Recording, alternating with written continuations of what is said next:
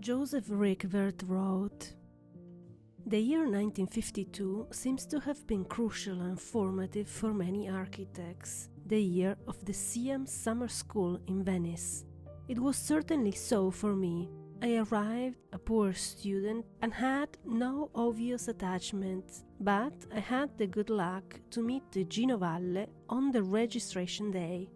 Noting my disorientation, he offered me a free bed in that top flat of a house in Campo Santa Margherita, which he shared with his two sisters, Nani and Lella, and another young architect, Giancarlo Pozzo. Their matter-of-fact but cordial welcome of an indigent colleague was transformed over the month I spent there into a warm and lasting friendship. The family was already extending. The paterfamilias, Provino, was a remote presence, and it was Gino who was the effective head of that small Venetian family, a task which he took seriously, particularly as Massimo Vignelli had already begun courting the still teenage Lella. They married a few years later, and their New York studio became one of the most stylish as well as successful in the United States, while Giorgio Bellavitis was also an impending presence in that family milieu.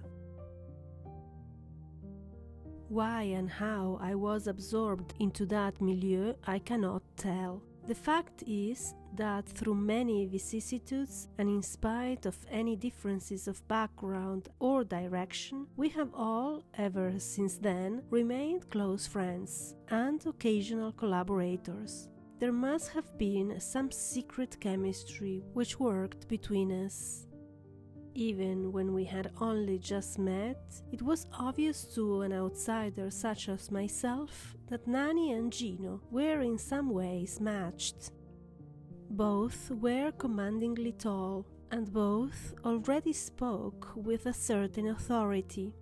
Although Siam was of its nature international and egalitarian, few women as yet had a voice in it, and Nani was already seen as exceptional.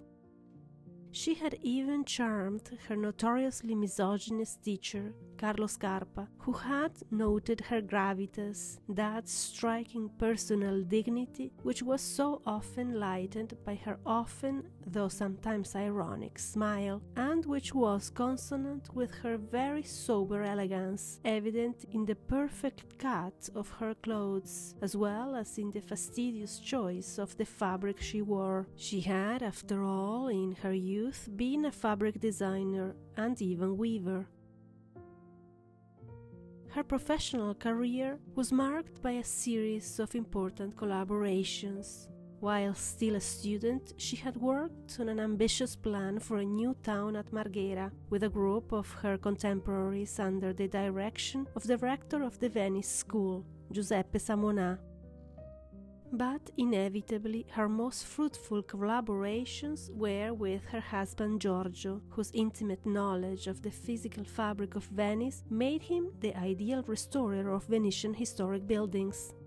But she also managed to work with her peremptory brother Gino, as well as the demanding and fastidious fellow teacher Ignazio Gardella. All were exacting in different ways, but all respected her professional authority and her tact. It was that rare combination of tact and skill which made her such a treasured collaborator, but which was also evident in her independent work, particularly that on hospitals, which included the remarkable development of the Trieste Psychiatric Hospital, where Franco Basaglia was carrying out his revolution in the care of the mentally disturbed. Her involvement in both architecture and planning was demanding, near total, but it was her visual acuity that made her such an excellent exhibition designer. Yet there was also a corner left in her life for her first love, sculpture, into which she would occasionally venture even towards the end of her life.